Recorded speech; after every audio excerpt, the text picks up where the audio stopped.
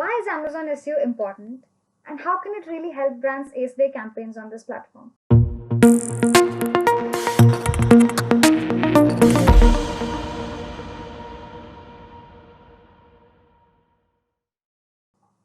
Today we have Sushmita with us, who's our Amazon Marketplace expert and who's going to talk to us a little bit about the basics of Amazon SEO and more. So, what happens after the brand's done listing its products? I mean, what should be the next steps?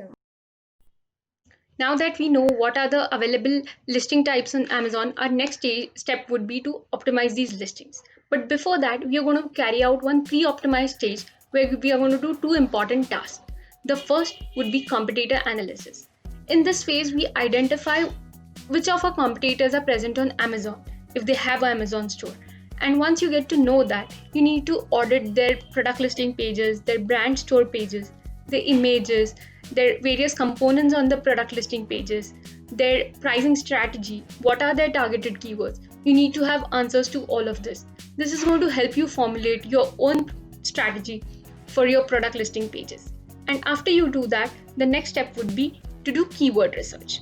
Now, keyword research can be carried out in a couple of ways. The first very easy way is to just jot down your primary keyword in the Amazon search bar, and it gives you a couple of suggestions. Now, these suggestions can be your potential keywords if you have those products. This is the very easiest way to do that.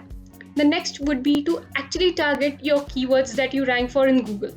Those keywords can be your potential keywords in Amazon as well. And last but not the least is using any good keyword research tool. We have a couple of them in the market like Ahrefs, Sonar, or Merchant Words. All these tools give us a detailed list of keywords, and you can narrow down them to find your target keywords. And once you're all set with that, you can get your hands down and dirty with actual product listing optimizations. Now here we have a couple of areas to focus on. Basically being the title, the description, the features, images, pricing, and lastly reviews and rating. Now, for all of these, Amazon come with a set rule of guidelines. You need to be up to date with them, and you need to really follow all of them whenever you're going to optimize your pages. Titles basically have a set character limit of about 70 characters. So you make sure you use your primary keyword there, you use your brand details there, avoid using special characters, avoid keyword stuffing, and create a very impressive product title.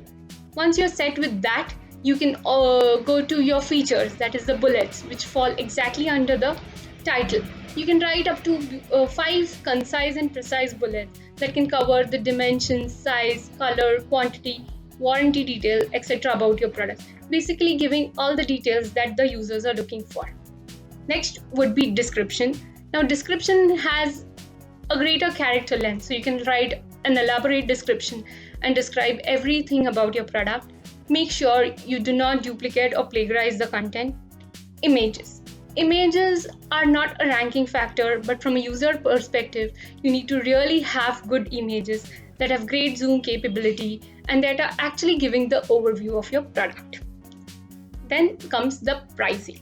Now, pricing is something that is subjective. So you need to A/B test a lot of prices and see what works well for your brand and your product. And lastly, reviews and ratings. Now, these are something that comes up naturally, but make sure you follow up your audience, your buyers, and get good and positive reviews from them. If you give a good service and good shipment, it is likely that they're going to drop a great review.